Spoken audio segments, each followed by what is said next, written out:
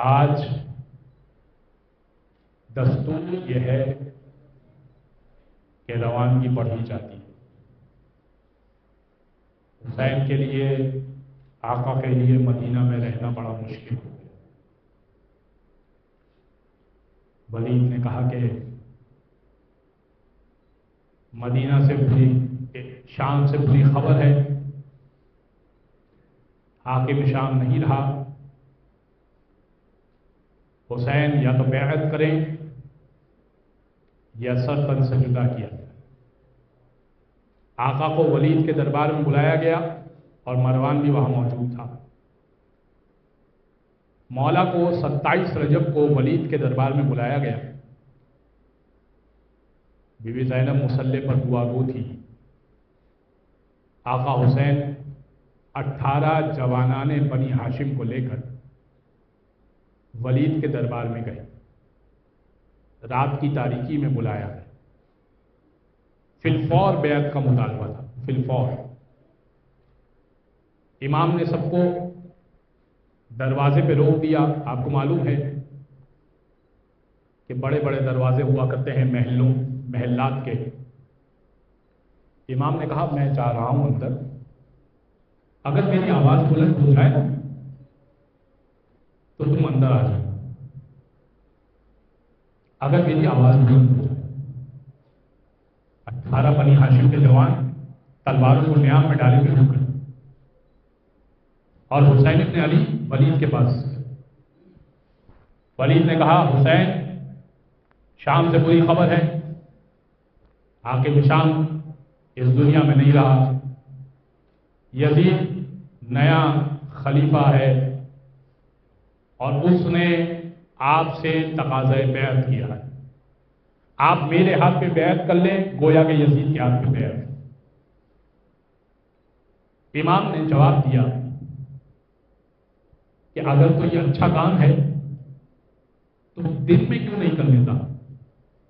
اگر یہ بیعت کا مطالبہ اچھا کام ہے تو دن میں کیوں نہیں کر لیتا؟ رات کی تاریکی میں چھوٹ کے کیوں مطالبہ کرتا؟ اور اگر یہ برا کام ہے تو مطالبہ نہیں کیوں کر رہا؟ تو اس نے کہا کہ ٹھیک ہے، کل دن میں آپ سے مطالبہ کروں گا۔ اس سے پہلے کہ امام مڑتے اور پلٹ کر چلتے، مروان نے اشارہ کیا کہ گردن اڑا دو، اس لیے کہ اگر ابھی ہاتھ نہ آئے تو پھر حسین ہاتھ نہیں آنے والا۔ حسین نے یہ دیکھ لیا اور امام نے مروان سے کہا اور نیلی آنکھوں والی عورت کے بیٹے، کیا تو مجھے قتل کرے گا آپ ہوا یا وہ مجھے قتل کرے گا؟ کس پہ تیری جرأت ہے؟ کون قتل کر سکتا ہے؟ آقا حسین کا آواز کا بلند ہونا تھا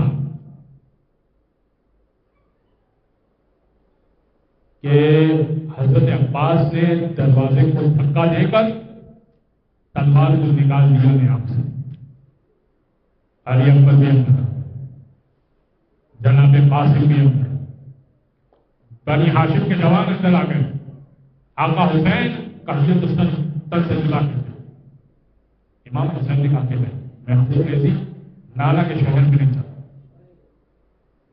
امام حسین چلے، گھر آئے، ایک فہرست حضرت عباس کو دی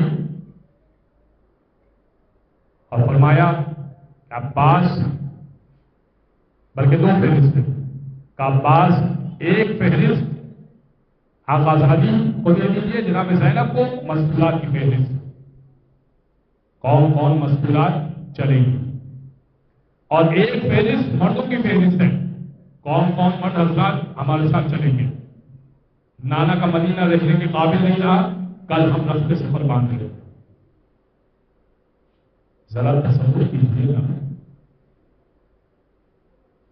وہ مدینہ کہ جس جگہ پر رسول اللہ حسین کے لیے ناکا بنا کرتے تھے اور اپنی پشت پر حسین ابن علی کو سوار کیا کرتے تھے، آقا حسین بڑھے، ایک مرتبہ نانا کی قبر سے ودا کرنے گئے، 27 रजब थी, नाना की कब्र से विदा करने गए, अपने आप को नाना की कब्र पे गिरा दिया, रसूल गिरामी के कब्र पे गिरा दिया, और एक मर्तबा कहने लगे, नाना आपका मदीना रहने के काबिल नहीं रहा, नाना मुझसे बैत का मुतालबा किया जा रहा है। रोते जाते थे, रोते रोते गश आ गया। एक मर्तबा देखा, खुद ही फरमाते, ख्वाब में देखा रसूल खुदा को बाल परेशान किए हुए थे, आंखों से आंसू जारी थे। फरमाया, एक मर्तबा हुसैन से कहा, बेटा हुसैन बस अब चलने की तैयारी कीजिएगा, रास्ते सफर बांधिएगा। का बाबा में अल्लाह का इरादा क्या है? इन्नल्लाह, रसूल खुदा ने कहा, इन्नल्लाह शाह अय्यरा का कतीला, अल्लाह की मशीयत यह है कि आपको खून में लथपथ देखेगा।